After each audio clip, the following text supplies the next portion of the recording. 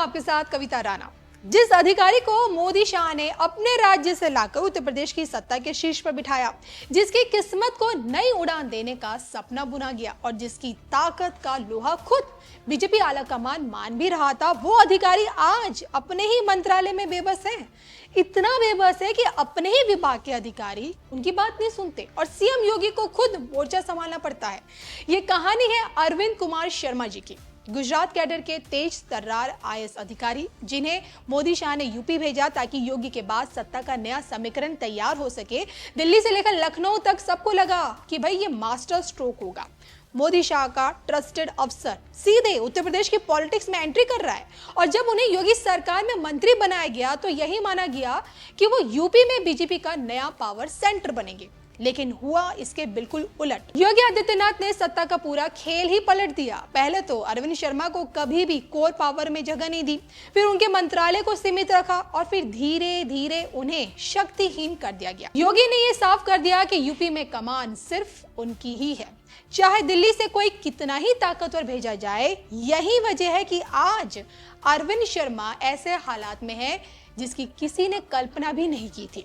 अरविंद शर्मा को यूपी का बिजली मंत्री बनाया गया है। उम्मीद थी कि वो यूपी में बिजली आपूर्ति को लेकर बड़ा सुधार करेंगे, लेकिन तस्वीर बिल्कुल उलट है।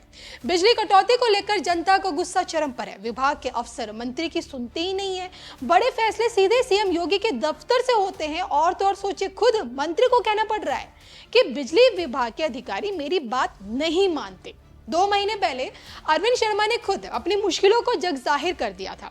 उन्होंने लापरवाह अधिकारियों की कॉल रिकॉर्डिंग सोशल मीडिया पर डाल दी, यानी खुद अपने ही पैरों में कुल्हाड़ी मार दी, जिससे जनता को साफ मैसेज गया कि मंत्री के पास कोई पावर नहीं है और विभाग के अफसर सीधा सीएम योगी की लाइन में ही चलते हैं। ताजा हालात ये हैं कि जब बिजली विभाग की नाकामियों पर सवाल उठे और मंत्री अरविंद शर्मा कुछ कर नहीं पाए तो खुद सीएम योगी मैदान में उतर गए।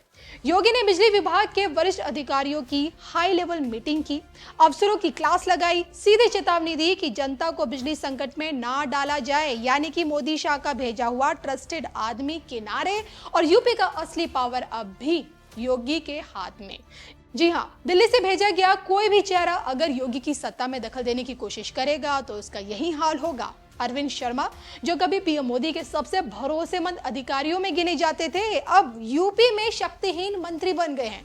जनता में ये संदेश जा चुका है कि बिजली का असली मालिक सीएम योगी है, मंत्री तो बस नाम के। कुमार शर्मा ना तो अपने मंत्रालय में फैसले ले पा रहे हैं, ना अधिकारियों को कंट्रोल कर पा रहे हैं और ना ही जनता के गुस्से का जवाब दे पा रहे।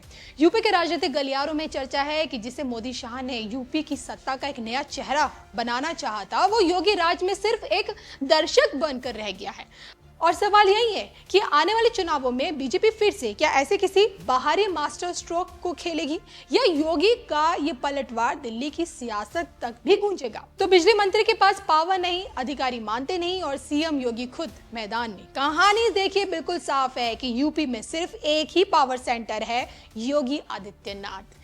क्या आप भी चाहेंगे कि मैं इसमें योगी बना मोदी शाह के बड़े बड़े राजनीतिक टकराव और भविष्य के चुनावी असर का भी एक्सपर्ट एनालिसिस जोड़ दूं ताकि स्क्रिप्ट 2000 शब्दों तक बढ़े और ज्यादा विस्फोटक बने? तो अब यही देखना होगा कि आगे इस गर्मा गर्मी की बहस कहां पहुंचती है। और इसके साथ ही ये भी कहा जा रहा है कि अधिकारी योगी की नहीं सुनते हैं। विधायकों की शिकायत योगी बिल टैच, विधायकों की शिकायत योगी नहीं सुनते तो यूपी अपने आप चल भी रहा है और इसका आगे क्या होगा कोई नहीं जानता।